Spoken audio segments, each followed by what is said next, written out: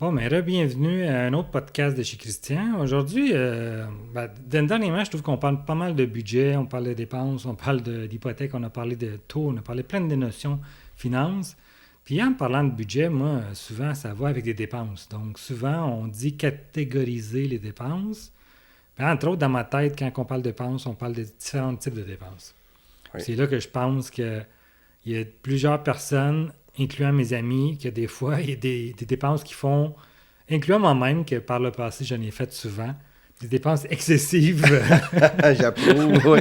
Je veux dire, je suis d'accord avec ce que tu dis, mais j'approuvais pas les dépenses tant que ça. Là. Des dépenses excessives versus des dépenses raisonnées. Fait que, disons qu'en gros, si on est pour parler un peu de dépenses, c'est quoi pour toi une dépense excessive versus une dépense raisonnée, Jean-Sébastien? Le plus facile des dépenses raisonnées, ce que je pense que je fais la plupart du temps, là, c'est quelque chose qui est nécessaire. OK. Quand on a parlé des budgets, Oui. évidemment, on a parlé des frais de déplacement, des frais de logement, de nourriture, des dépenses diverses qu'on n'a pas trop le choix, comme un rasoir. C'est sûr qu'on utilise un peu moins que la Tout à moyenne, fait. mais On quand coupe ces même. dépenses. Mais tu sais, c'est nono, mais tu sais, on parle de rasoir. Je l'ai acheté une fois au Costco, je me souviens même pas. C'est quand? Ça doit faire 2 ans. Ça vient avec à peu près 36 lames. Fait que d'habitude, le rasoir va briser avant que j'utilise toutes les lames. Fait que c'était une dépense, un exemple de mini-dépense raisonnée, si on veut. Là. OK. Mais c'est plus fort que moi en vieillissant. Chaque fois que je fais une dépense, il faut que je la mette dans une case. Là, disons, jusqu'à quel point ça va m'être utile, puis combien ça me coûte, puis est-ce que vraiment je pourrais peut-être trouver une meilleure qualité ou je pourrais trouver moins cher. Sauf que j'aime pas ça magasiner, fait que, devinez quoi, je vais chez Costco tout le temps. Fait que dans le fond, dépenses raisonnées, c'est l'ensemble pas mal des dépenses que tu fais rendu à ton âge, c'est ça? Ouais, c'est ça. C'est sûr que ça... As-tu un exemple, mettons, d'une dépense excessive que tu as déjà faite? On en a parlé avant d'être en onde, hein, mais oui, je l'ai trouvé. L'année passée, j'ai fait un voyage, un gros voyage avec ma copine et ma fille. On est allé en France. On a fait 2 semaines sur le vieux continent. C'était un beau voyage, c'était le fun. Mais encore là, il y avait plein de choses qui étaient organisées, qui ont fait en sorte que ça nous coûtait moins cher. On était logés et parfois nourris chez certaines personnes. Fait que, tu sais, OK. c'est un gros voyage, mais il nous a pas coûté si cher que ça. Euh, on a attendu une semaine que les billets d'avion étaient moins chers. T'sais, encore, c'est tout le temps des réflexes de vouloir économiser un peu. Mais bon, je suis comme ça. C'est un voyage. C'est quand même fait. C'est ça. C'était quand même bien le fun, là, c'est sûr. On a profité en masse. Là. Mais, ouais, fait que ça, c'est la plus grosse dépense. Puis, il y en a une que pour la plupart des gens, c'est une dépense normale, mais pour moi, ça fait partie d'une dépense peut-être pas excessive, mais qui est un peu à l'encontre de ce que j'ai toujours fait dans ma vie. J'ai loué ma voiture pour 5 ans. OK. J'ai toujours acheté des voitures avant. Là, je l'ai loué. Je sais que c'est cher. Je sais que je me fais peut-être avoir, mais j'ai juste décidé d'acheter la paix, de ne pas avoir à entretenir l'auto. Je vais au garage pour faire changer les pneus, puis les changements d'huile, c'est tout, là. OK, je comprends. C'est tout. Mais c'est plus cher que ce que j'aurais voulu. Tu sais, quand tu achètes une voiture, puis moi, j'ai déjà eu une voiture que j'ai enduré 13 ans et demi. Là. Fait que ça donne une idée. Dépenses raisonnées. C'était très, très... Ouais, peut-être trop, là. Mais bon, après ça, je me suis vengé. Là. OK. Mais est-ce que tu trouves que les gens en général, mettons comme moi, là, je peux parler aussi de moi là, dans un certain sens, j'en ai fait des dépenses excessives, disons, un peu dans ma jeunesse. Ouais. Entre autres, en parlant d'auto, Oui. mettons, des autos que j'aimais beaucoup, que j'aime encore beaucoup les autos. Mais disons que j'avais des achats plus impulsifs que d'autres. Donc, c'était pas nécessairement planifié, c'était plutôt une question d'émotion parce que j'aimais l'auto, j'aimais la conduite, j'aimais la forme, j'aimais le look, j'aimais la performance. Fait que pour moi, souvent, j'ai passé à l'achat sans nécessairement planifier cet achat-là d'une façon plus raisonnée, dans un budget quand même bien catégorisé. C'était plutôt j'achète parce que j'avais envie de l'avoir. Puis peut-être 1 an, 2 ans plus tard, je me rendais compte que, bon, mon plaisir était passé, j'en voulais un autre. Fait que là, on passait à un autre. Fait qu'effectivement, c'est un peu des dépenses pour moi excessives parce que c'est une question d'argent aussi, de volume, parce qu'une auto, ça coûte pas 20 $, ça coûte plus cher. Mais c'est une façon, dans le fond, de faire une dépense qui n'est pas nécessairement toujours bien prévue. Fait que c'était un des exemples que j'avais. J'ai aussi des amis qui ont des dépenses quand même très simples, mais qui ont l'air excessives, dans mon point de vue à moi. Je te donne un autre exemple. Samedi soir, l'exemple qui se commande la pizza ensemble parce que c'est en famille, c'est une sortie de famille. Tu dis, bon, OK, un souper, le reste de la semaine, ils mangent quand même épicerie, donc tout ce qu'ils ont acheté, ils prévoient le repas de la semaine. Mais le samedi, c'est la fin de semaine, on se gâte, on commande la pizza, ils mangent la pizza et ils se mettent à écouter un film ensemble sur Netflix. Puis là, ils se rendent compte qu'ils n'ont pas de popcorn. Mais à la place d'aller à l'épicerie chercher un popcorn, ben, ils commandent un popcorn chez Uber. Ça coûte 12 ou 15 piastres de popcorn. Fait que c'est pour moi, c'est sûr que le montant, il n'en a pas gros. Mais pour te payer un popcorn, quand tu pourrais te payer le paquet de 12 paquets de popcorn à 12 $, c'est une dépense excessive. C'est sûr que si tu as les moyens de le faire, c'est correct. Mais je pense que chaque dépense peut être approchée. Ben moi, en fait, c'est comme ça que j'ai fait mon cheminement en vieillissant. Chaque dépense est en quelque part un coût d'opportunité. Si tu as un budget qui est de, je sais pas, 1000 $, ben tu peux te dire, bon, ben, je vais me faire plusieurs soirées Netflix chez nous, je vais limiter ma nourriture, puis ce que je bois, puis je vais prendre le 1000 $, puis je vais l'utiliser pour autre chose. Ou tu peux faire comme l'exemple que tu viens de donner, il se gruge vite quand même, là, coût de 12, 15, 20 $, 100 $. Un resto, pizza, c'est plus donné, là. Non, familiale, c'est quoi? Quasiment, c'est 100 $, mettons, quand tu manges à 4. Là. C'est complètement fou. Avec mes yeux à moi, j'arrive pas à comprendre comment je pourrais me laisser aller dans quelque chose comme ça.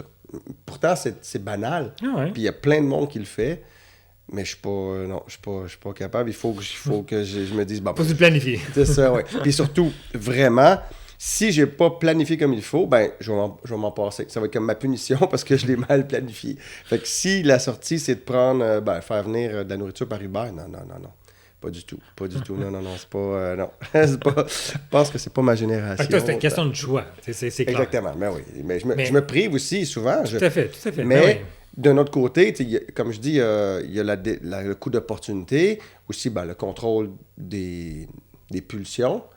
Il y a aussi, comment dire,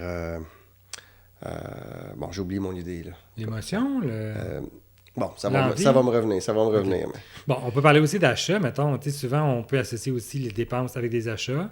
Souvent, ça peut être achat, exemple, pensé, réfléchi, rationnel, versus un achat qui est impulsif et émotionnel. Tantôt, je parlais de mon auto, l'exemple de mon auto. Mais ça peut être, on s'en va au centre d'achat, puis tu veux t'acheter une paire de souliers, puis finalement, tu rentres dans le magasin, puis il y en a 2 autres qui sont en spécial qui t'aiment bien. Tu dis, OK... la question à 100 je vais en pogner 2-3 paires au cas où, parce qu'elles sont toutes en spécial, c'est pas grave. J'en ai besoin d'une, mais tant qu'à être ici, effectivement, je vais en avoir besoin d'une autre. Fait que tu en achètes 2-3 paires. Pour moi, ça, c'est comme l'émotionnel, dans un certain sens, parce que ton émotion vient un peu déranger ton achat planifié, que tu t'en allais au centre d'achat pour t'acheter une paire de souliers parce que tu en as besoin. Puis c'est une question de besoin. Fait que, au lieu d'aller juste avec ton besoin puis te rationner puis te dire non, c'est mon besoin que j'ai besoin, c'est lui que je vais combler. Puis mon achat émotif, je vais le mettre de côté ou je vais le planifier pour la prochaine fois. Fait que c'est un autre exemple que j'avais des fois, mettons, quand on s'en va au centre d'achat, tout est en spécial, les pancartes sont très incitatives pour t'aller, que tu vas dans le magasin puis que... Fait que ça, c'est d'autres façons de voir un peu les achats de différentes façons. Tu as des exemples là-dedans, des achats que tu as faits à part des dépenses? Là? Ben non, je ne suis pas un bon exemple. Moi-même, je ne suis pas un bon exemple pour en trouver. Si tu as la question de Costco, tu t'en rends chez Costco. Oui, c'est vrai que je fais des achats impulsifs chez Costco, mais je suis préparé d'avance. Je me dis, bon, OK, je pourrais m'acheter, mettons, un morceau de vêtement à peu près à chaque fois que j'y vais. Comme ça, je renouvelle ma garde-robe tranquillement. Puis après, je sais pas moi, 3, 4, 5 ans, même si les vêtements sont encore beaux, des fois, ça te tente juste plus de les porter. C'est correct. Fait qu'on les apporte chez Renaissance. Puis il n'y a rien de cher vraiment là-bas. Là. Fait que c'est ça. Sinon, qu'est-ce que je vais prendre? Ben, c'est sûr que c'est organisé pour que tu puisses découvrir des nouveaux produits à chaque fois, comme n'importe quel magasin. Fait que, OK. Je ne sais pas si on avait déjà parlé, mais un achat impulsif, raisonné, on va le mettre ensemble pour cette catégorie-là. Chez nous, c'est pas si grand, mais j'ai besoin d'économiser sur la nourriture. Fait que j'ai essayé de voir qu'est-ce que je pourrais faire. À l'épicerie, je trouvais que c'était cher la plupart du temps. Ben, encore une fois, Costco. Fait que je me suis dit, ben là, mon congélateur est pas assez grand. Fait que je vais m'acheter un congélateur chez Costco. Bravo. Fait que je l'ai apporté, je l'ai plugué, puis je suis retourné acheter plein de choses. Je l'ai rempli, simplement. Fait que, au bout de la ligne, je suis convaincu que je vais économiser. Et en plus, pour moi, pour ma façon de vivre, ça augmente ma qualité de vie parce que, tu sais, tous les ingrédients de base sont là, sont gelés. Il faut juste que je le planifie pour les sortir, pour me faire prendre. Mais, par exemple, la viande est là, puis ben, il y a une petite section, si on veut, truc. Ouais, ben oui, ah oui, c'est ça. C'est pour ma fille, ça, c'est pour ma fille. Puis, ben, tu sais, des repas faciles, là. Des repas du genre, des trucs surgelés que tu sors puis que tu mets dans le four, tout simplement. Puis ça, ben, je pouvais même pas faire ça parce que j'avais pas assez d'espace. Fait que j'ai jugé que, bon, j'empiétais dans ma salle à manger, je mettais un congélateur, mais c'est une dépense, c'est un investissement. C'est plate, c'est un électroménager, mais moi, je suis satisfait. Ouais. J'étais content, puis c'était un gros achat pour moi que j'ai réfléchi, mais quand j'étais prêt, là, vite, il fallait que j'y aille. Puis là, j'étais prêt. OK. Ben, c'est clair qu'on en a tous. T'sais, mettons qu'on parle d'achat aussi émotionnel, il y en a plein qui associent les bijoux là, parce que ça représente aussi question un peu, exemple, l'émotion dans le bijou même. Donc, ça représente un peu quand on donne à quelqu'un, exemple, Saint-Valentin s'en vient. Ben, on peut faire des achats impulsifs au niveau des bijoux pour donner à notre femme ou à notre conjointe pour lui faire plaisir, mais en même temps, le bijou en soi, c'est des dépenses qui coûtent quand même assez cher. Vraiment cher. Fait que, clairement, que si on veut faire des dépenses dans la bijouterie, mais des fois, le bijou qui nous montre, le bijoutier qui est là, c'est clair qu'il va vouloir te vendre le plus cher tout le temps. Parce qu'il sait qu'il va aller jouer un peu sur ton côté émotionnel. Versus un achat raisonné, qu'on parle d'un livre ou on parle de quelque chose, ce que tu veux, qui est beaucoup moins dispendieux pour mettre des choses au niveau du coût. Mais de l'autre côté, comme tu parlais de ton congélo, mettons, qui est un peu plus pour moi rationnel comme achat. Parce que c'est un besoin primaire quelque part. Ça, dans le fond, ça te dessert un besoin que tu as besoin toi-même de faire la nourriture puis de préparer tes repas. Fait que même si le coût est quand même quelques centaines de dollars, mais c'est beaucoup plus raisonnable qu'un bijou qui, des fois, peut coûter des milliers et des dizaines de milliers. Là. Fait que... Parce qu'il y a une utilité. Le bijou aussi a son utilité, mais ça tourne autour de l'émotif, comme tu le décrivais. Puis à un moment donné, ben, tu sais, le bijou, comme tu expliquais pour tes voitures, à un moment donné, ben, il devient moins important. Puis tu le laisses de côté, mais tu mets de côté des centaines, des milliers de dollars. Tandis qu'un électroménager, ben, il est là, puis tu l'utilises, c'est certain. Là. Exact. Fait que l'électroménager, en général, mettons, c'est des besoins ou est-ce que les dépenses, c'est des achats raisonnés. Exactement. Parce qu'on a besoin, dans le fond, de fonctionner notre cuisine avec ça, puis on a besoin de ces appareils-là pour vivre. Oui. Mais dans les achats impulsifs, émotifs, ben, il y a toute la notion de...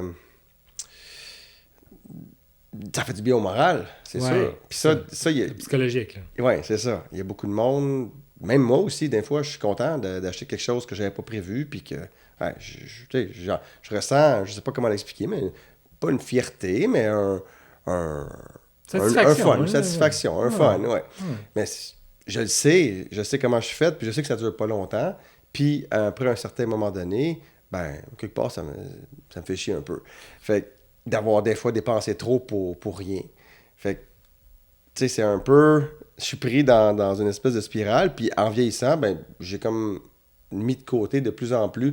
Je sais pas si je suis chanceux ou pas chanceux, ça dépend comment on le voit, là, mais j'ai pas beaucoup de satisfaction à aller acheter des choses qui coûtent cher, comme par exemple des bijoux, puis qui ont une valeur sentimentale très élevée, puis une utilité moindre. Encore, mettons, si on revient à mon exemple à moi, on parlait d'auto. Les autos luxueuses, disons, c'est un autre type d'achat parce que on a parlé aussi de ton auto, ta Matrix versus ta Toyota maintenant que tu as. Effectivement, c'est un peu le même exemple. Ça revient un peu rejoindre ton côté sentimental de la chose. Ben moi aussi, j'ai déjà acheté une Porsche ou plusieurs Porsche parce que c'est luxueux, parce que c'est le fun. Mais de l'autre côté, moi, j'avais un côté passionnel qui venait se rejoindre ou côté sentimental un peu de la chose, de l'achat un peu impulsif.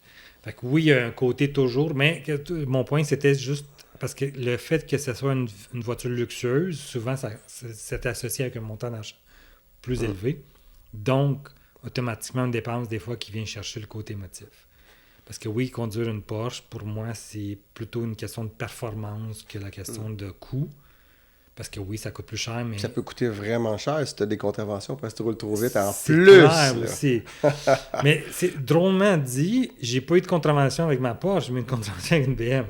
Oh, OK. Bon, quand même. C'est quand même un char un peu moins luxueux à mon goût à moi. Ouais, ça reste dans le luxe. Mais effectivement, c'est une façon de le voir que... Mais, c'est parce qu'on a une Porsche qu'on a une étiquette qui nous coûte plus cher.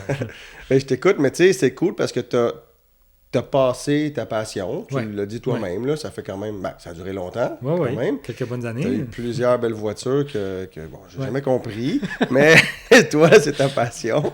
C'est correct. Puis tu l'as fait sans vraiment t'endetter. Puis tout à fait. Tu as développé sur le side, tu sais, une expertise de revente de voitures. Exact. Avant même Marketplace puis Kijiji, là, tu faisais ça.